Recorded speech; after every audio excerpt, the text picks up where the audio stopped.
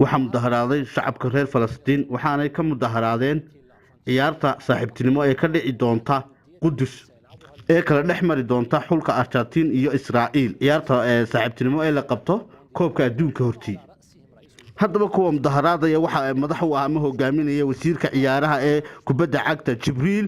Rujuum waxaanay fariin u direen xidiga Barcelona ahna kabtanka xulka Argentina inaanu ka qayb galin ciyaartaasi siyaasadda looga gol leeyahay si aanu u noqon doonin bariish loo maro arrimaha siyaasadeed wajiga aadka u foosha xule ee Qudus ka dhacay gumeysiga ma qurxin doonto ciyaar kubadeed ama xulal lagu yeero Qudus ka ciyaara shacbiga reer Falastiin aad bay kubadda cagta u jecel yihiin si kastaba ha ahaato gumeysiga doonaha lagu haye u malayn maayo in kubadda cagtu ay meeri doonto shuhaadada ku dhimatay halkaas Falastiin haddaba shacabka reer Falastiin baa rag iyo dumar iyo caruurba iyo curriyo la yaabalba ay ka soo horjeesteen kulankay ciyaarta halka ka dhici doonta ee Argentina iyo Israa'iil safaaradda Argentina ee ku taala Ramallah waa soo faraya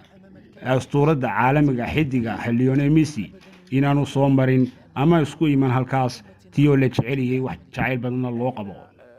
iyo magaciiska aad ku weyn inaanu dhoobada ku dhooqeen isla markaana